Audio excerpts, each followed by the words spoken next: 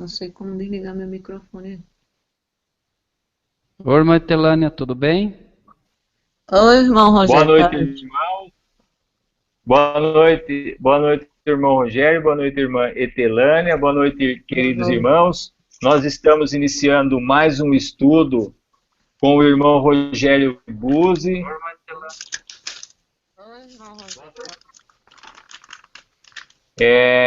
Vamos fazer uma oração. Nós tivemos um problema aí para o irmão poder entrar na sala interna aqui. Agora está tudo em ordem.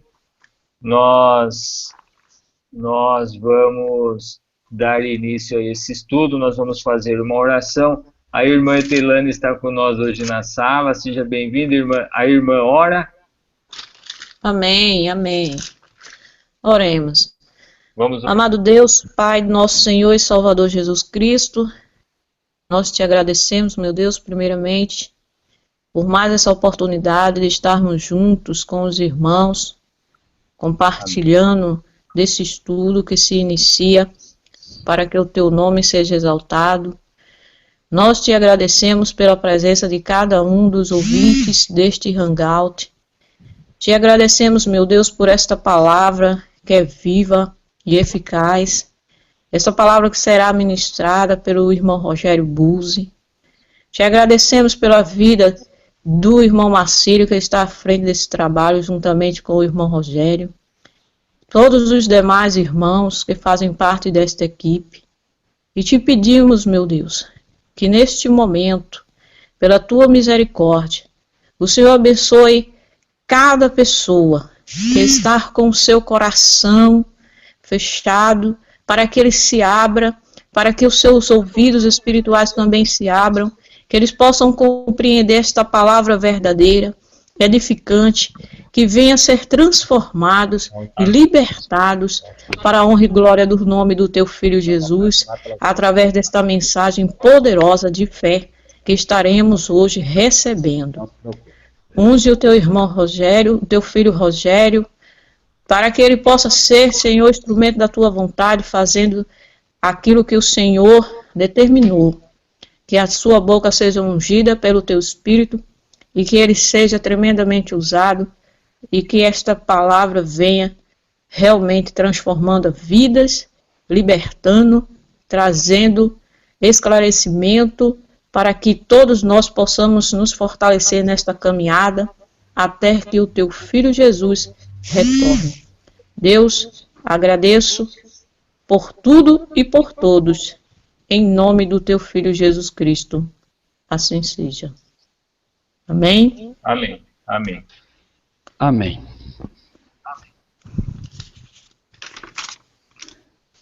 É com o irmão. Bom, meus amados irmãos e irmãs, mais uma vez, eu inicio tendo que pedir perdão aos irmãos pelas dificuldades que a gente enfrenta aqui. Eu até havia falado com o irmão Marcílio que nós queríamos começar um pouco mais cedo, se possível fosse, mas infelizmente, enfim, eu não vou tentar explicar todos os problemas que ocorrem aqui, já estamos meio que habituados com essas dificuldades, mas enfim, né, graças a Deus, sempre apesar das dificuldades, o Senhor finalmente vence e a gente consegue fazer o trabalho. Irmãos, eu quero fazer uma saudação toda especial ao irmão Daniel, ao irmão Celso, ao irmão Júnior Ramos, à irmã Etelânia, que está conosco, ao irmão Marcílio, irmão José Carlos, irmão Ricardo, que acaba de entrar, Daniela, o Edson, a Cris e a minha amada irmã Cris e a minha amada irmã Elaine, e a nossa irmã, querida irmã Maria Joana. Mais as pessoas que um dia nos ouvirão, que Deus lhes abençoe grandemente, irmãos, e acima de tudo, que nós possamos compreender o tempo que vivemos. Nós vivemos tempos solenes, irmãos, vivemos tempos em que, de fato, os profetas antigos gostariam de ter vivido, e nós creio que não temos noção, né, da solenidade dos tempos em que vivemos. De qualquer maneira, nós iniciamos hoje um novo estudo, hoje a carta a Sardes. Sardes quer dizer aqueles que escapam, ou aqueles que restam, né? O significado da palavra, né, melhor entendido, é aqueles que escapam ou aqueles que ficam, como se falássemos do remanescente. né? Irmãos, vamos abrir então a Bíblia, aqueles que gostam de acompanhar na sua Bíblia e que gostam de marcar. É sempre bom, aqueles que podem, aqueles que gostam, que abram a sua Bíblia e marquem os textos bíblicos que vão sendo comentados, principalmente os textos que não estão, né, exatamente dentro do escopo do Apocalipse, né? Quando a gente está comentando, nós saímos de um ponto, vamos para outro, e isso é importante, porque aí se os irmãos marcam nas suas Bíblias, quando os irmãos vão transmitir aquilo que aprenderam, os irmãos têm o estudo na sua Bíblia também. Isso ajuda, porque nós todos, né, recebemos para compartilhar, recebemos para dar. Então, obviamente, né, e uma vez que nós acreditamos que a verdade presente, ela tem esse diferencial de poder realmente fazer com que as pessoas que recebem essa palavra despertem para uma vida, né, um pouco diferente, para uma realmente buscando a perfeição que há em Cristo Jesus, obviamente, né, não há como se conseguir fazer isso se não for realmente nascendo já como um ministro ou nascendo como um pregador. Repetimos, né? A mensagem ela é compartilhada, né, para ser também repartida com aqueles que estão no nosso meio. Irmãos, vamos iniciar então o estudo. Bem-vindo, irmão Yuzuki Garcia. Deus o abençoe grandemente, que o irmão possa aproveitar o estudo conosco.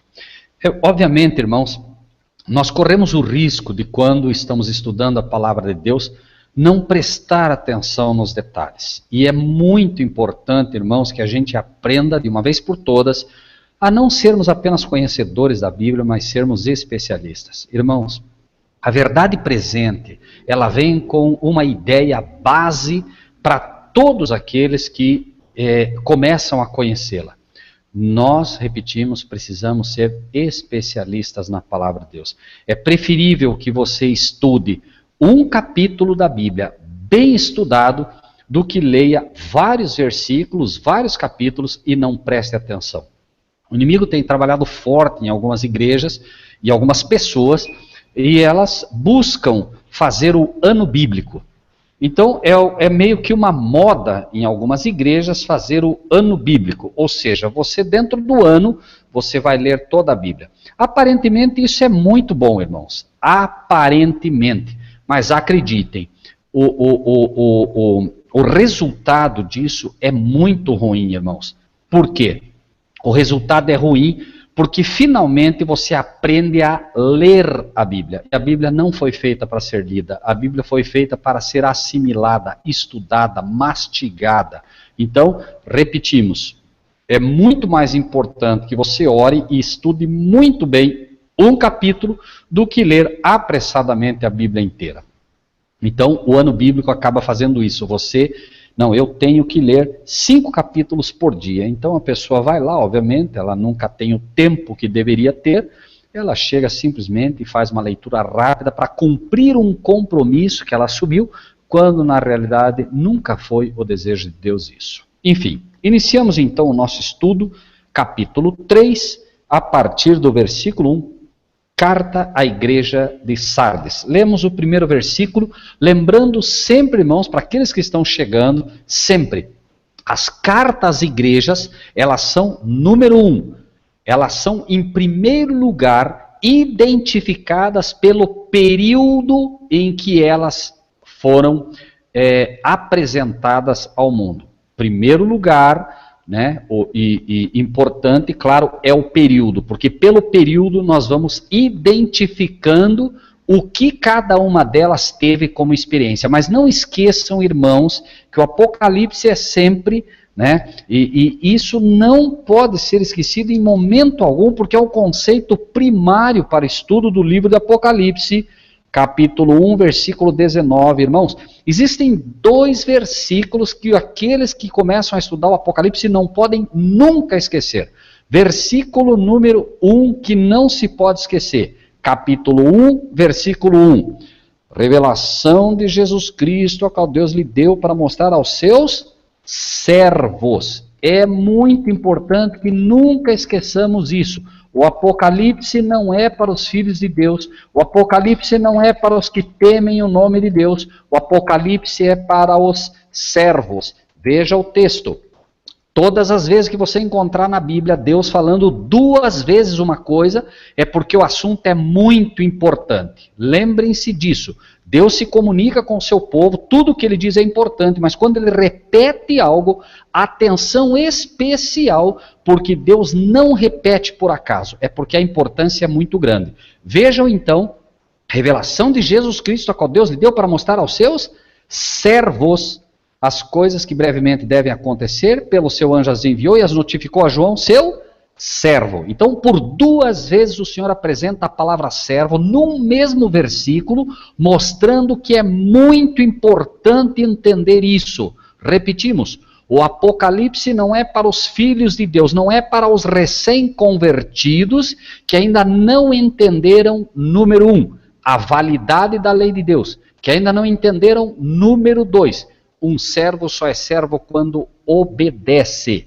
certo? Então, lembrem-se sempre disso. Você se converte a Cristo, mas não entende que a lei está em vigor. O Apocalipse, infelizmente, não pode ainda ser revelado a você, porque o Apocalipse, como toda profecia, ela está primeiro linkada a uma escada, digamos assim, que é as doutrinas. Se você não entende primariamente as doutrinas, não há razão para que Deus te dê revelação das profecias. É primeiro preciso entender as doutrinas, que são um claro assim diz o Senhor, para que depois você possa receber o assim diz o Senhor. Repito, irmãos, para que esse conceito fique bem claro no coração dos irmãos.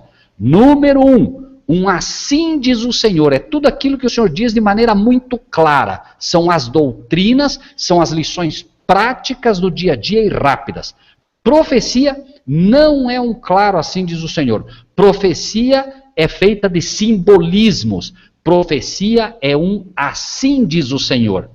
Então, por exemplo, você nota que nas profecias, né, você vê uma besta, vê uma mulher assentada sobre uma besta, essa mulher estava sentada, né, essa besta estava sentada sobre o mar. Obviamente que é uma simbologia, não é um claro assim diz o Senhor. Por isso o Apocalipse não é entendido pela grande maioria das igrejas, né? Por quê? Não é só a questão do simbolismo, é a questão que a grande maioria não está sendo vista pelo céu, como já falamos, como servo. Então o primeiro ponto, lembrem-se sempre disso, é os servos. Número 2, que nunca devemos esquecer, o Apocalipse, capítulo 1, versículo 19, escreve as coisas que tens visto, as que são e o que? Como diz o texto, pura e simplesmente as que depois desta hão de acontecer. Então o Apocalipse, ele apresenta o passado, ele apresenta o presente e ele apresenta o futuro. Nas cartas, por exemplo, isso fica muito claro. João está no ano de 96, no ano 96, preso na ilha de Patmos, uma ilha grega, que estava, porém, sob a tutela de Roma.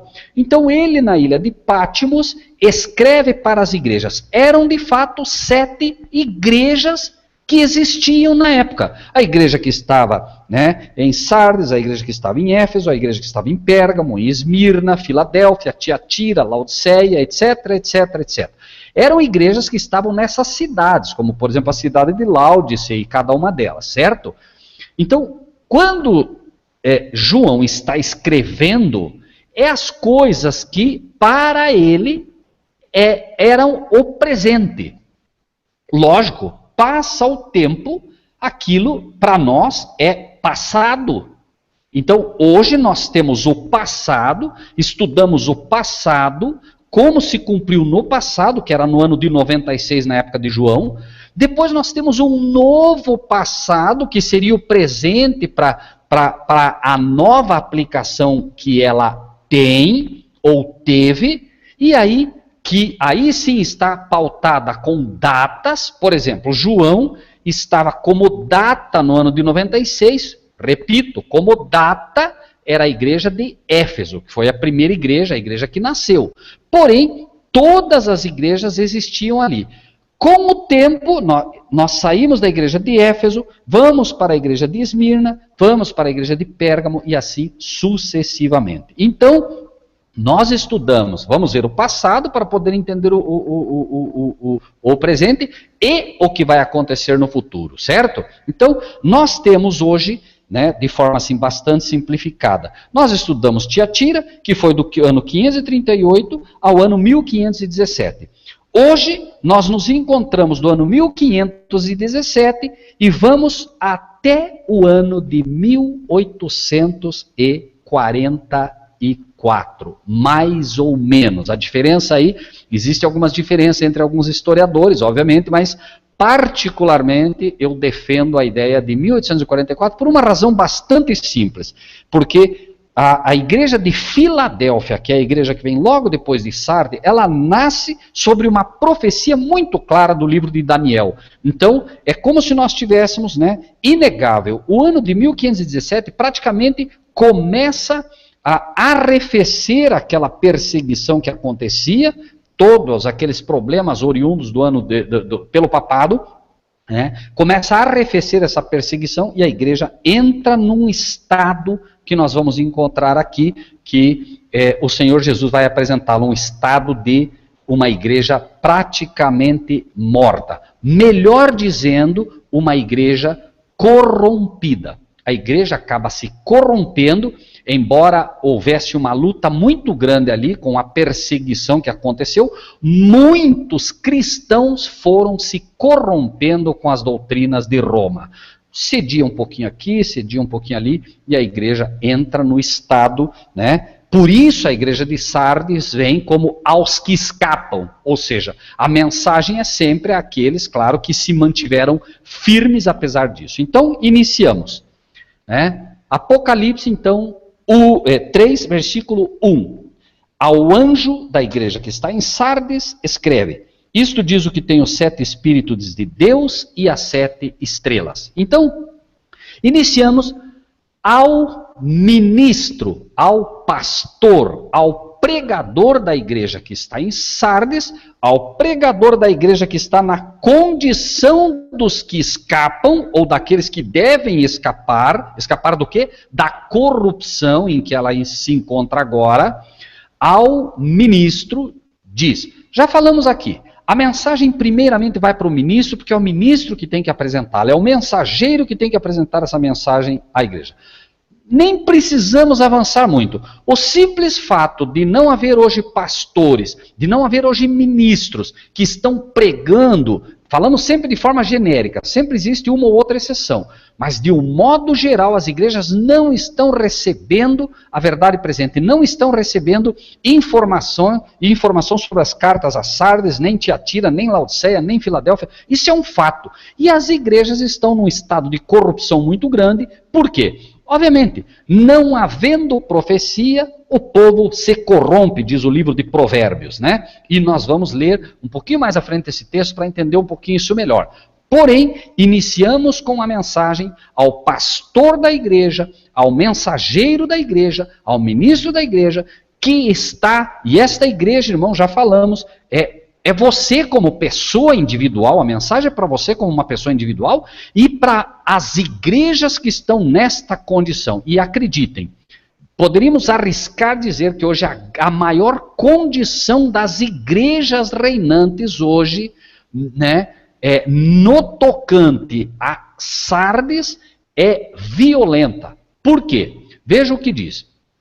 Ele diz o seguinte: ao mensageiro da igreja que está na condição de Sardes, na condição dos que devem escapar, na condição dos que escapam, escreve: isto diz o que tem os 7 Espíritos. Primeiro lugar, quem está dizendo isso é aquele que tem os 7 Espíritos de Deus. Quem é esse? O que está dizendo isso é Cristo Jesus para a sua igreja.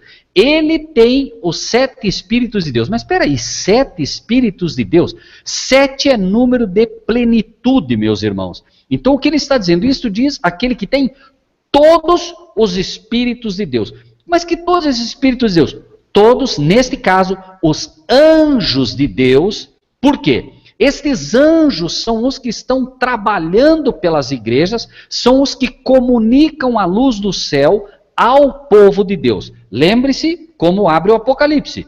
Revelação de Jesus Cristo, a qual Deus lhe deu para mostrar aos seus servos as coisas que brevemente devem acontecer, pelo seu anjo as enviou, que as notificou a João, seu servo. Então, estes 7 espíritos está tentando mostrar a nós que Cristo Jesus é aquele que vê tudo, é aquele que percebe tudo, é aquele que sabe tudo o que está ocorrendo, porque estes 7 espíritos são apresentados na Bíblia também como aquele que tem os 7 olhos, que são os 7 olhos de Deus. Diz, os 7 espíritos são os olhos, ou seja, é a forma pela qual Deus vê a sua igreja, né, sempre respeitando o que cada instrumento faz.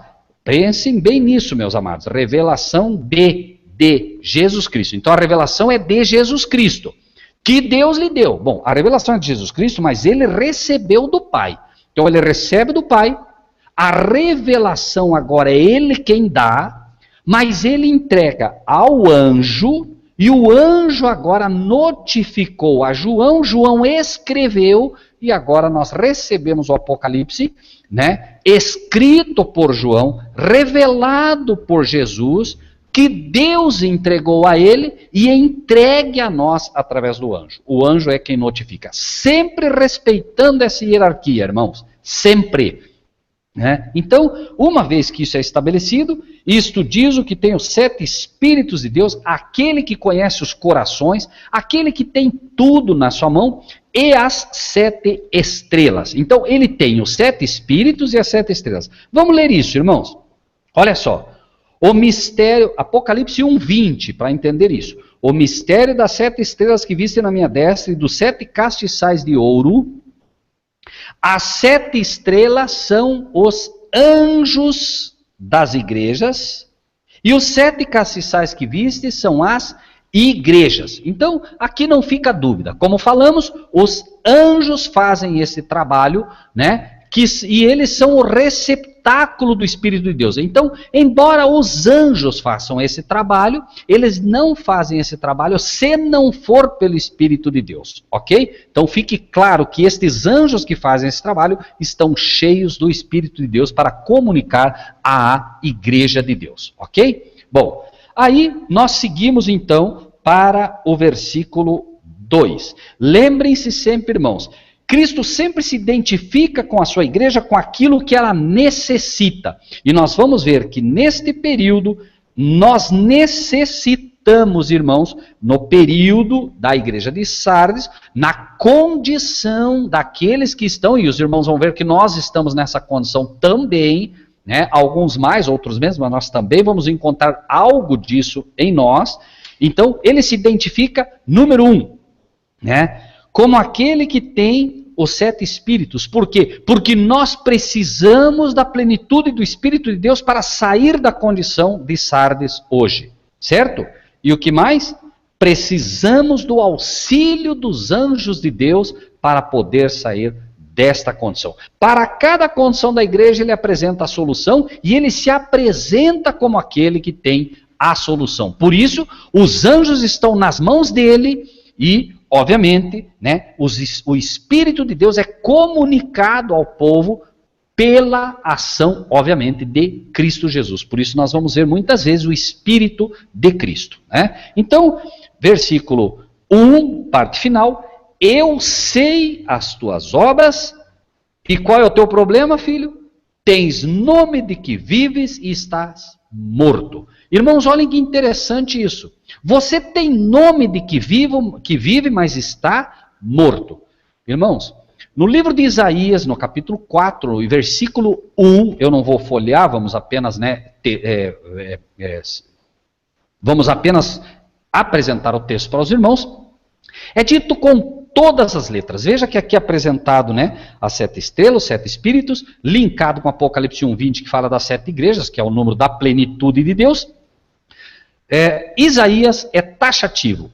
Né? Ele diz que chegaria um tempo em que 7 mulheres dirão: comeremos do nosso pão, nos vestiremos. Veja que nós vamos encontrar o vestir aqui também, mais à frente, nos vestiremos do que é nosso, tão somente deixa-nos usar o teu nome. Ou seja, a condição é violenta. Por quê? Porque eu sei as tuas obras. Então, não adianta você querer arrumar desculpa. Não, mas veja bem. E isso tem muito hoje, irmãos. As igrejas estão numa condição de corrupção violenta. A corrupção vem pela falta do estudo da profecia. Amém? O irmão Marcílio está citando ali. 7 mulheres, 7 igrejas lançarão mão de um homem, Cristo Jesus, dizendo, comeremos do nosso próprio pão, vamos pregar as nossas doutrinas. Não é o pão da vida, não é a Bíblia que nós vamos pregar a nossa doutrina, é o nosso pão. E vamos nos vestir com os nossos vestidos, vamos nos vestir da nossa justiça. Eu sou bom, eu não mato, eu não roubo, eu não faço isso, eu não faço aquilo, eu sou bonzinho, e isso tudo mostra a condição de corrupção das igrejas. Então, é exatamente o que as igrejas estão fazendo hoje, né? Pregando doutrinas próprias, pregando a doutrina da prosperidade, a teologia da prosperidade, pregando enganos como se fossem, né? Porém, usando o nome de Cristo. Né? Todas as igrejas hoje querem usar o nome de Cristo. Então, eu sei as tuas obras, que tem nome de que vives, tu tem o nome de que vives, tu tem o nome de cristão, porque só vive aquele que tem Cristo, porque Cristo é a vida eterna, eu sou o caminho, a verdade e a vida. Então, você tem nome de cristão, mas está morto, não se engane. As igrejas estão com o nome de quem vive, mas estão mortas, irmãos. Elas acham que estão vivas. E estão fazendo milagres, estão fazendo isso, estão fazendo aquilo, estão tentando, arrastando milhões para dentro da igreja. E Jesus está dizendo, vocês estão mortos, não se engane. É Jesus que está dizendo, não sou eu, irmãos. E nós podemos dizer, mas isso não é assim? Bem, irmãos, que o céu julgue se isso é verdade ou não. Nós temos uma testemunha e essa testemunha, ela é clara. Isto quem diz não é o homem, é Cristo que diz, eu tenho 7 espíritos, eu sei o que estou falando, eu conheço a minha igreja. Enquanto vocês olham a aparência, eu vejo o coração da igreja, eu vejo o coração de cada adorador, eu vejo o coração de cada pastor. Eles não me enganam, não me enganam. Então, finalmente, eu sei as tuas obras, que tem nome de que vives e estás morto. Lembrem-se disso, irmãos. Provérbios 29, 18. Não havendo profecia, o povo se corrompe. As igrejas não têm mais profecias, irmãos. As igrejas têm as, entre aspas, revelações. Olha, Deus me revelou que você vai ganhar um carro, Deus me revelou que vai isso, Deus me revelou. A profecia bíblica, irmãos, foi tirada de vista. As pessoas não entendem a profecia e não é culpa dos membros. A culpa é dos mensageiros que não estão conseguindo receber a mensagem ou, quando recebem, não têm a coragem de apresentar ao povo. Por quê? É um fato. O povo quer fábulas aprazíveis. Jesus disse isso. Chegaria um tempo que gostariam de receber fábulas aprazíveis. E a profecia, irmãos, ela bate de frente, irmãos. A profecia é o que desperta. Um exemplo muito claro disso. Nínive. Jonas é chamado para dizer para dizer aos cidadãos e aos líderes de Nínive: 40 dias e a cidade de vocês vai ser destruída. Irmãos, imediatamente o povo começou, assustado, começou a questionar onde estava o erro, e finalmente chega até o rei, e o rei promulga jejum, se veste de saco e cinza, Nínive se arrepende, e finalmente, a destruição é postergada, certo? Mostrando exatamente isso. Houve a profecia, a cidade de Nínive completamente corrompida, corrupta, estava para ser destruída, recebeu a profecia e aceitou o remédio dado e saiu da corrupção reinante e foi preservada por mais um tempo. Agora, seguindo, capítulo 3, versículo 2. Então, tem nome de que vives e está morto. Sê vigilante e confirma o restante que estava para morrer. Bom, tem alguns que estão ali, mas estão para morrer. Ou seja, existem os que, eles têm nome de cristão, mas estão para morrer. Ainda Deus está trabalhando no coração dessas pessoas, obviamente, mas vejam, irmãos, ser vigilante e confirma o restante que estava para morrer. Ou seja, você, aquele que cuida. Veja o que o apóstolo Paulo diz. Ele não diz, e eu já vi muito pastor dizer, não, aquele que está em pé, cuide que não caia. Não, não, não. Não é isso que diz a Bíblia. A palavra de Deus diz aquele que pensa. Algumas versões diz aquele que cuida. Né? Estar em pé, veja que não caia. Então, aquele que pensa estar em pé, cuide que não caia. Né? Se você pensa que está em pé, fique esperto, porque a qualquer momento você pode cair. Você pensa, mas o que você pensa não tem valor diante de Deus. O que tem valor é o que está escrito. Ah, mas eu acho. Acho não cabe na palavra de Deus. Você nunca vai achar na Bíblia Jesus dizendo, eu acho. Está escrito, é a ordem para o cristão. Ah, mas eu não sei o que está escrito. Então, o silêncio é ouro. Nas coisas de Deus, ou se fala o que está escrito, ou não se fala. Melhor ficar calado, porque daí, obviamente, né, nós devemos saber que de tudo que nós falarmos, devemos prestar contas a Deus. Né? Por tuas palavras serás justificado, e por tuas palavras serás condenado. Então nós temos que ter muita convicção do que estamos falando. Nós temos que, como cristãos, entender que seremos de fato cobrados pelo que falamos, né? E entendo que, obviamente, ninguém escapa disso, muito menos eu, se hoje estou aqui, né, com a incumbência e a responsabilidade de compartilhar com os irmãos e irmãs aquilo que temos que acreditamos temos recebido do Senhor. Ser vigilante, confirma o restante que estava para morrer, porque não achei as tuas obras perfeitas diante de Deus. Irmãos, nós temos que ser, como falei, especialistas na palavra de Deus. Quando fala obra perfeita, não está falando obra errada. Quando fala obra perfeita, não está falando obra, né, mais ou menos. Está dizendo que eu não achei elas perfeitas. Por quê? Porque Deus quer que o cristão seja perfeito. Ah, não, e hoje existe inclusive um ataque violento que alguns pastores fazem contra nós, e inclusive dizem que nós somos o grupo do PPP, perfeitos e uma série de coisas lá que nem vale a pena mencionar aqui. Irmãos, a palavra de Deus, né, e na carta de Sardes essa é uma realidade, a Bíblia apresenta, sede perfeitos como vosso Pai que está no céu é perfeito. Ah, mas isso é impossível. O que é impossível para o homem é possível a Deus, e ponto final, irmãos. Não tem que discutir. Deus falou, eu aceito e acabou. Ele disse que ele vai terminar a obra que começou em nós. Ele operou o querer em nós, irmãos. E a Bíblia diz, ele opera o querer e o efetuar. É com ele, irmãos. Agora, se eu não confio, bom, aí não tem jeito mesmo. Por quê? Isso é pela fé. A premissa básica para que você seja perfeito um dia é crer. Você não tem que olhar para o teu coração. Se você olhar para o teu coração, você só vai ver lixo mesmo. Mas Deus diz, o meu poder se aperfeiçoa na fraqueza. Ah, filho, você se acha fraco? Amém, filho, é você que eu quero.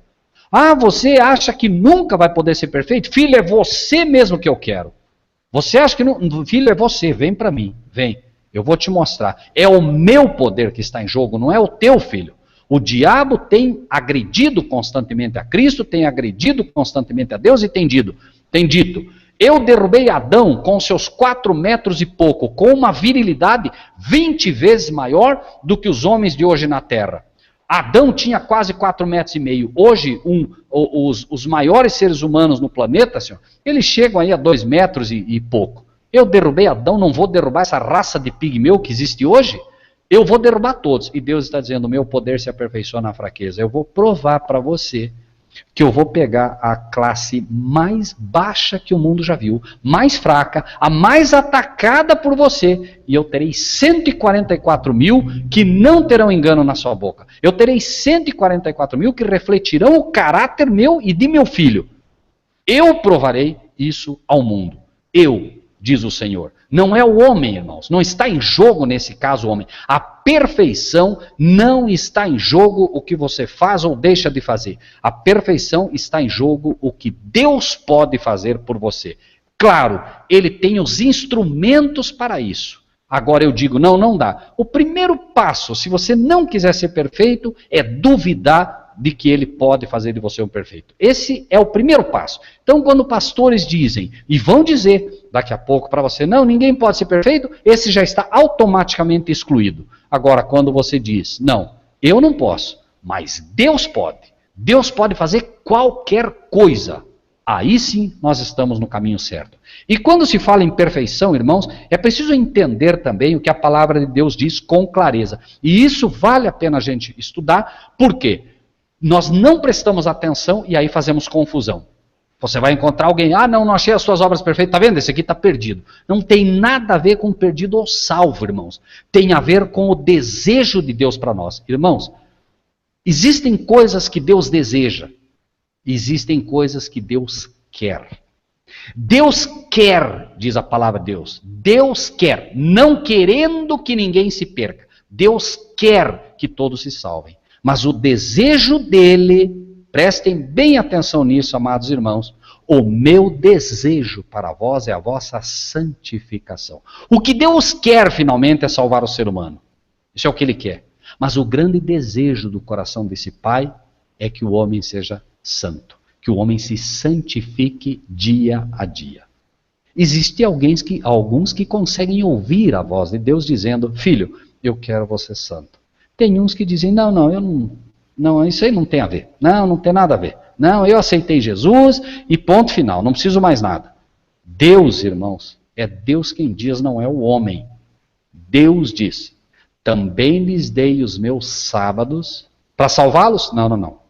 Para que saibais que eu sou o Senhor vosso Deus que vos santifica. Está escrito, irmãos, podem brigar, podem discutir, podem falar o que quiser.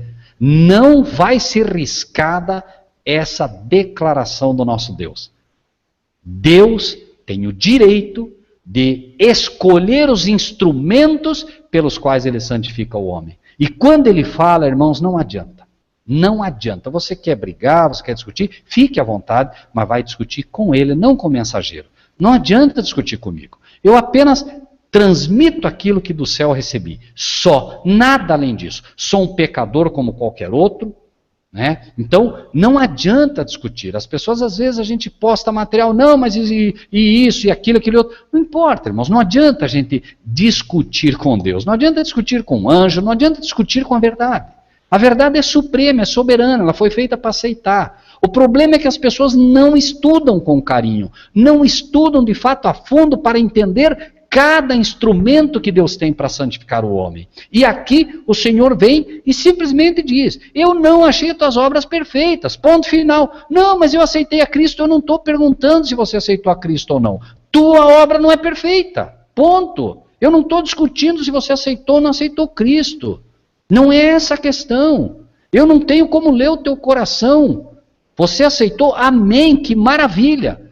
Isso é o que Deus quer, é a tua salvação. Mas Ele deseja que você se santifique. Custa procurar cumprir o desejo de Deus? Fale com Ele, converse com Ele. E você verá que esse é o desejo dEle, está escrito, foi Ele quem disse, não fui eu. Irmãos, não achei as tuas obras perfeitas diante de Deus.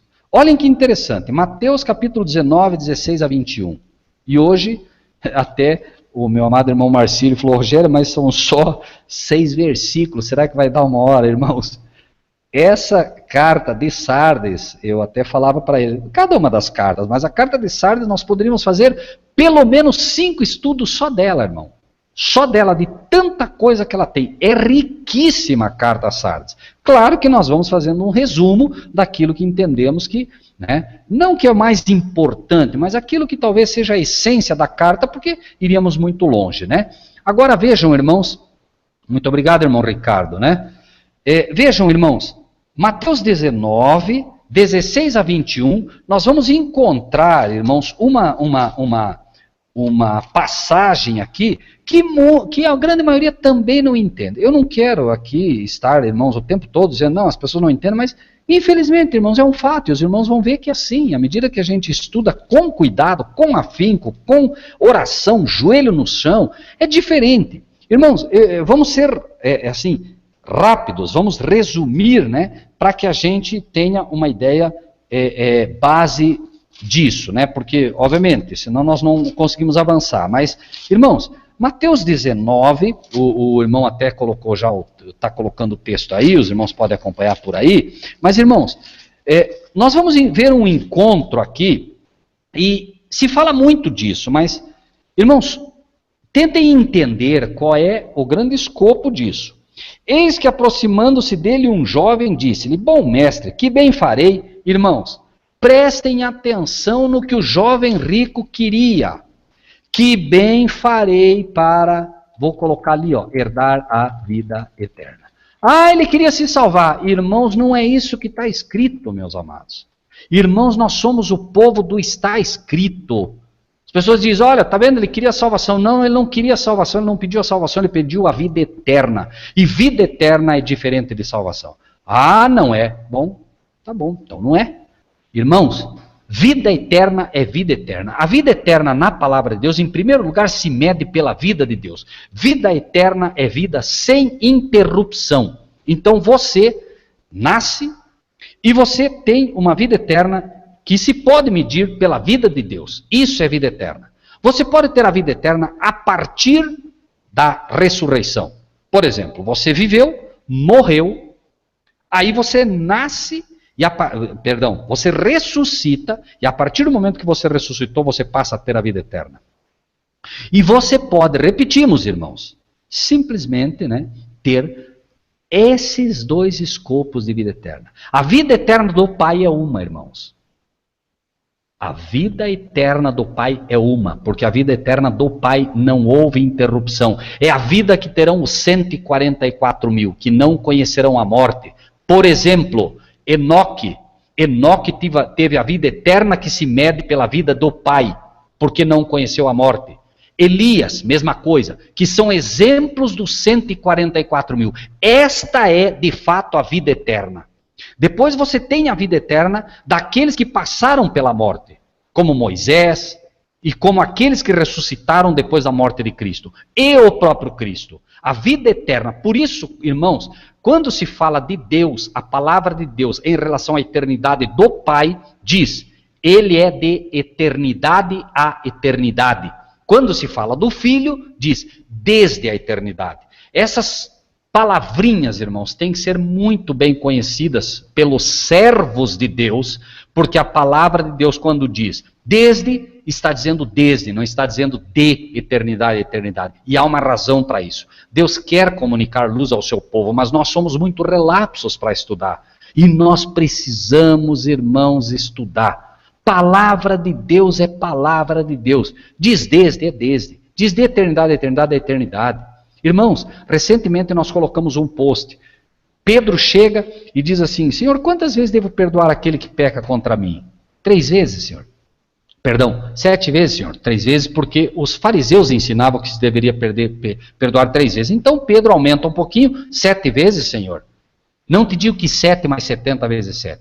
Aí vem os pastores pregando. Jesus não está dizendo para você contar. Jesus não está dizendo isso, Jesus não está dizendo aquilo, Jesus não está... Irmãos, se aquele que é perfeito, olhando dentro dos teus olhos, aquele que é perfeito, olhando dentro dos teus olhos, diz para você, não te digo que 7, mas 70 vezes 7. Sabe qual é a melhor coisa que você faz quando aquele que é perfeito te diz 70 vezes 7? Faz a conta, meu irmão. É a melhor coisa que você faz. É alguém que te ama profundamente, é alguém que está te dando uma pista fabulosa, e aí vem o pastor e diz, não é para contar, está dizendo que é quantas vezes forem necessárias, que é isso que ele está dizendo para contar sim, senão ele não te diria 70 vezes 7. Se não fosse para contar, irmãos, ele te diria, perdoe quantas vezes forem necessárias. Perdoa assim? Não, ele te diz 70 vezes 7. Quando você multiplica 70 vezes 7, você encontra 490. Quando você se pergunta, peraí, 70 vezes 7, 70 vezes 7, você vai encontrar uma profecia de Daniel. 70 semanas estão determinadas sobre o teu povo e sobre a tua santa cidade. 70 semanas, uma semana tem 7 dias. 70 vezes 7, 490. Do ano 457, que era o ponto de partida, 490 anos para frente, encerra-se o período de perdão do povo judeu. No ano 34, sem pôr nem tirar, Estevão é apedrejado e agora o povo judeu é rejeitado como povo, não como pessoa, e o evangelho passa a chegar aos gentios. Irmãos, se não estudar com se não estudar, com muito cuidado, com muita atenção, a gente perde isso. Então, quando a gente diz fala a conta, obrigado, irmão André, é isso mesmo. Quando a gente fala de fazer a conta, estamos dizendo, nesse caso, obviamente, multiplicar, É uma conta, por assim dizer, de multiplicação. 70 vezes 7, 490, e, obviamente, sempre vão levantar aqueles que dizem, não, isso não é bem assim, não, isso é coincidência, isso é aquilo. Irmãos, a palavra de Deus, ela é dada para aqueles que têm condições de receber. Alguns recebem, outros não. Jesus foi taxativo quanto às parábolas. Os discípulos disseram assim, Senhor, por que ele falas por parábolas? Para que vendo não vejam e ouvindo não ouçam. Irmãos, olha que interessante isso. O Apocalipse, irmãos, é exatamente isso. As pessoas veem e não veem, ouvem e não ouvem. Por quê? Coração endurecido, as pessoas não estudam, não buscam. É isso mesmo, irmão André. Jesus estava dando o caminho da profecia de Daniel, sem pôr nem tirar, até porque estava por encerrar-se esse período e o povo judeu estava dormindo. Bom, sigamos então aqui. Mateus 19, 16. Eis que aproximando-se dele, um jovem disse, bom mestre, que bem farei para conseguir a vida eterna? Ele disse, por que me chamas bom? Olha que interessante a lição. Não há bom senão um só que é Deus. Ou seja, não adianta vir puxar o saco. Não adianta vir querer falar, irmãos, tentar comprar a Jesus. Perdoem-me, irmãos, o termo. Na verdade, não deveria ter sido usado esse termo. Eu não conheço um termo para mostrar hoje, dentro dessa nossa modernidade, que mostre isso. Ou seja, não adianta vir com elogios, como se com elogios você pudesse comprar a Cristo. Ele é taxativo. Por que você me chama bom? Não há bom senão um só que é Deus. Por quê? Sempre que vem um elogio, vem a corrupção junto. E Jesus vai mostrar, não, eu quero que você leve toda a honra e toda a glória ao Pai, não a mim. Então ele vai dizer, não há bom senão um que é Deus, sempre levando para ele. Assim como João Batista, é necessário que ele cresça e eu diminua, Cristo também. É necessário que eu diminua e o meu Pai cresça. Leve ao Pai toda a honra e toda a glória. Aí, se queres, porém, prestem atenção nisso, irmãos. Que farei para conseguir a vida eterna? Por que me chamas bom? Não há bom senão um só que é Deus. Se queres, porém, entrar na vida, guarda os mandamentos. Irmãos, como pode as igrejas hoje dizer que os mandamentos não estão em vigor? Sinceramente, meus irmãos, eu não sei. Eu imagino que Satanás urra de alegria quando ele ouve alguém dizer assim, não, vocês vivem na lei, nós vivemos na graça. É tudo que o inimigo quer. Imaginar que pode haver graça sem lei ou que pode haver lei sem graça. Irmãos, uma depende da outra. A graça, irmãos, é um favor imerecido de Deus ao ser humano. E este favor imerecido de Deus ao ser humano busca impelir o homem, vendo o favor imerecido que ele recebe do Pai, alegrando-se nesse favor, buscar ser obediente a partir dali. É uma motivação à obediência e não o contrário. E o inimigo tem dito, não, você é salvo pela graça, a lei caiu, não precisa mais disso, etc, etc, etc.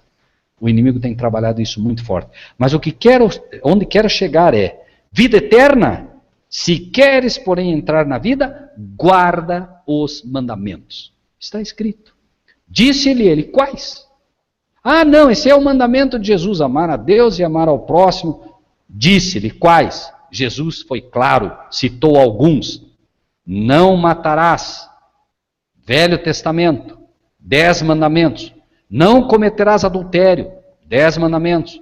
Não furtarás, não dirás falso testemunho. Honra teu pai e tua mãe e amarás o teu próximo como a ti mesmo. Citou alguns para que não fique dúvida do que ele estava dizendo. Aí vem aqueles que não querem. E vem argumentos do tipo, não, mas no Novo Testamento ele nunca repetiu o sábado. E precisa.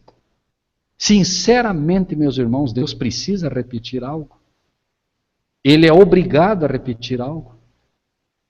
Ele fala o que é necessário. Ele não precisa repetir nada para ninguém. Apesar de que no Novo Testamento está cheio de lições sobre o sábado, Deus não é obrigado a repetir. Ele já deu no Velho Testamento. Quando ele fala, ele espera que os seus filhos não esqueçam. Mas enfim. Disse-lhe o jovem, tudo isso tenho guardado desde a minha mocidade, que me falta ainda? Disse-lhe Jesus, prestem atenção na palavrinha. Se queres ser, em nenhum momento está em causa a salvação aqui. Se queres ser perfeito, vai, vende tudo que tens, dá aos pobres e terás um tesouro no céu e vem e segue. Quer ser perfeito? Ah, bom, meu amigo, para ser perfeito você vai ter que abrir mão de tudo que você tem. Não tem como. Ah, não, mas as igrejas hoje... Não, você quer, olha, um bom cristão, eu fui na igreja, agora eu ganhei dinheiro e resolveu o meu problema financeiro, resolveu o meu problema na família, resolveu... Irmãos, eu lhe asseguro uma coisa, para ser servo de Deus você vai ter muito problema. Porque no momento que você aceita Cristo como teu Salvador, o diabo começa a se coçar. Mas no momento que você aceita a lei de Deus, ele começa a dar urro de raiva. E no momento que você aceita o sábado, ele age de uma forma completamente diferente. Ele vai comissionar agora os anjos mais fortes que ele tem a dispor dele para derrubar você. Porque você agora é o inimigo público número 1 das hostes demoníacas. É você, meu irmão e minha irmã, que aceita o sábado, que agora vai fazer frente ao inimigo. E ele sabe disso. O mundo não sabe, mas ele sabe disso. É por isso que nos hangouts ele tenta de tudo para derrubar. É por isso que ele tenta de todas as formas fazer com que as pessoas tenham, no momento de hangouts em que a verdade presente é dada, uma série de compromissos. É por isso que em hangouts que se fala a verdade presente, você tem 18, 19, 20 pessoas. E se você entrar num hangout de qualquer mensagem que não seja a verdade presente, muita gente. Qualquer igreja que ofereça milagre, enche em uma semana. Mas pregue a verdade presente para você ver. Então, a todo momento é o trabalho do diabo tentar fazer o povo realmente se desviar da verdade presente. Agora, irmãos, se queres ser perfeito, vai, vende tudo que tens, dá aos pobres e terá uns tesouros no céu. Claro, você precisa vender tudo que tem? Não, realmente não precisa. O problema desse moço é que ele achava que guardava os mandamentos e ele caía num não desejar as coisas que, obviamente, não cobiçar as coisas que, infelizmente, eram uma realidade. O apóstolo Paulo diz, eu não conheceria a cobiça se a lei não me dissesse. Tá? Então, nós precisamos aprender, irmãos, e precisamos estudar e aceitar a mensagem da verdade presente. Nós precisamos realmente fazer com que essa mensagem chegue. As pessoas, irmãos, precisam aprender que para o remédio do câncer dos dias de hoje, só a verdade presente vai fazer frente. É um fato, irmãos, que isso vai ocorrer. Agora, irmãos, voltamos ao estudo. Capítulo 3, versículo 2. Sê vigilante e confirma o restante que estava para morrer, porque não achei as tuas obras perfeitas diante de Deus. Lembra-te, pois, versículo 3, do que tens recebido. Lembre-se do que você tem recebido, meu irmão. Lembre-se do que você aprendeu. Não esqueça, não deixe que o inimigo arranque de você. Guarda-o. Atenção, meus irmãos, guarda e arrepende-te. Se não vigiares, preste atenção. Se não vigiares, virei sobre ti como um ladrão, e não saberás a que hora sobre ti virei. Irmãos, irmão Marcílio, nós encerramos aqui essa primeira parte, não tem como, nós vamos ter que fazer 2 partes desse estudo, porque para nós entrarmos nesse ponto agora, nós vamos entrar diretamente num texto que as igrejas de hoje usam muito, justamente mostrando que elas estão numa condição de Sardes, numa condição violentamente corrupta, corrompida, em função de não aceitar o conselho da testemunha daquele que diz que tem os 7 Espíritos de Deus e as 7 estrelas. Irmão Marcílio, creio que por hoje estaria bem, porque no próximo estudo nós finalizamos isso, porque realmente nós temos ainda bastante coisa para apresentar. Tá bom, meu irmão? Perfeito, irmão Rogério. Inclusive, a hora está bem adiantada, já são 23 horas e 25 minutos. Vamos fazer uma oração, a gente interrompe o estudo aqui, volta na próxima quarta-feira e termina o estudo perfeito. Eu agradeço imensamente a presença aqui da irmã Etelânia, do irmão Rogério, trazendo esse estudo para nós. Em especial, todos os irmãos que estão na sala, eu não vou citar um para não esquecer de outros, todos os irmãos que estão nesse momento assistindo o Hangout conosco e participando na sala, Deus abençoe a todos, irmãos. Não vamos perder quarta-feira que vem a continuidade desse estudo que é tremendo, comida pura para nossos espíritos, né, para nossa alma e nos lava completamente. Irmão Rogério, vamos fazer uma oração e em seguida a gente se despede do pessoal e voltamos na semana que vem. Vamos orar? O irmão ora.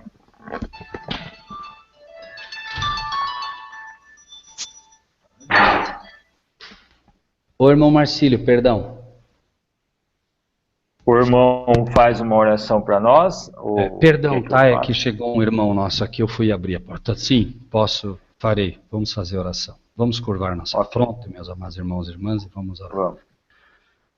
Grandioso Deus e Pai, nós agradecemos ao Senhor imensamente, Pai, pelo privilégio, pelo cumprimento da Tua palavra. O Senhor disse e deixou registrado em Tua palavra que o Senhor revelaria aos Teus pequeninos as coisas supremas que estão na Tua palavra.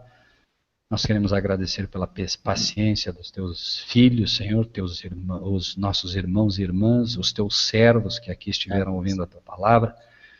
Queremos Te pedir, Pai, que assim como um dia, Pai, há muito tempo atrás, com o Teu dedo poderoso, o Senhor gravou na rocha a Tua palavra, Pai, que o Senhor grave também na rocha dos nossos corações, Senhor, Amém, a Tua Senhor. palavra com o Teu dedo, pelo Teu Espírito, para que fique gravado em nossos corações. Amém. Pessoas ouvirão esta mensagem um dia, Senhor, e nós sabemos que o diabo fará de tudo para atrapalhá-las, o diabo tentará convencê-las de que esta não é a Tua verdade. Pai, nós confiamos que as Tuas ovelhas ouvem a Tua voz. Nós sabemos, Pai, acreditamos nisso, que aqueles que são escolhidos pelo Senhor, aqueles que são chamados pelo Senhor, finalmente ouvirão a Tua voz, Senhor. Por isso nós Te pedimos que o Senhor esteja com cada um desses irmãos e irmãs, que o Senhor possa, Senhor, fazer com que no coração deles haja o desejo também de repartir a semente, a palavra que hoje receberam. Amém. Em nome de Jesus Amém. Te pedimos e agradecemos. Amém. Amém. Irmã Etelânia, a participação da irmã final, fique à vontade, irmã. Amém. Eu quero agradecer, né, ao irmão Rogério, aí, ao irmão Marcílio, a todos que estão ouvindo, acompanhando o Hangout, né, da Verdade Presente. E deixar aqui uma palavra que está no Salmos 108, o versículo 13, que diz assim: em Deus faremos proezas, pois Ele calçará aos pés os nossos inimigos. Que Deus continue, né, fortalecendo essa equipe. Eu creio que o Senhor tem fortalecido a cada momento o irmão Rogério, e que nós todos possamos, né, estar nos revestindo desse poder para poder continuar a fazer essa obra, esse trabalho de anunciar o reino de Deus, porque realmente o povo está muito sofrido e esquecido da verdade, né, da palavra de Deus em muitos lugares do mundo. E a gente tem sentido isso, também o sofrimento do povo na terra, me pedindo muita oração. E se o irmão permitir, eu gostaria de convidar aqui os irmãos para estar ouvindo o programa do irmão Rogério, na quarta-feira, a partir das 10 horas da manhã. Nós estaremos executando o Verdade sobre o Fim, e Também agora neste sábado eu estarei apresentando o programa Ore Comigo a partir das 15 horas. Ambos na rádio Cabense FM, né, .comunidades.net. E estaremos ali orando com a família. E quero deixar um abraço para todos aqueles que, assim como o irmão Rogério Bus está fazendo parte do grupo Cabo de Santo Agostinho, vamos estar aí compartilhando o Hangout no nosso grupo e que Deus continue abençoando, porque cada dia que passa cresce, né, em número, mas também eu creio que aquelas pessoas estão recebendo os ensinamentos do Senhor, né, trazendo aí a luz da verdade presente para aquelas vidas que ali estão. Que Deus abençoe e deixar aqui o meu abraço a todos vocês e o meu agradecimento. Que Deus continue conosco e eu creio que assim é. Amém? Amém. Deus é conosco. Irmão Rogério, boa noite. Irmã Etelânia, boa noite. Boa noite a todos os irmãos. Eu estava, antes de iniciar o Hangout, conversando com o Juliano. Ele manda um abraço a todos os irmãos. Não teve como ele participar ainda desse Hangout, porque ele veio do estudo e não ficou ninguém na casa dele para poder pôr ele na sala. Então, infelizmente, ele não participou. Ele está mandando um abraço a todos aí. Amém. Um abraço para o irmão Juliano também. Amém. Irmãos, boa noite e até quarta-feira que vem a gente dá continuidade a esse estudo aí, a quinta carta à Igreja de Sardes aí. Deus abençoe a todos. Boa noite, irmão Rogério. Boa noite, Telane. Amém. Boa noite. Ósculo Santo Boa a todos, noite. irmãos e irmãs. Amém. Deus abençoe a todos. Amém.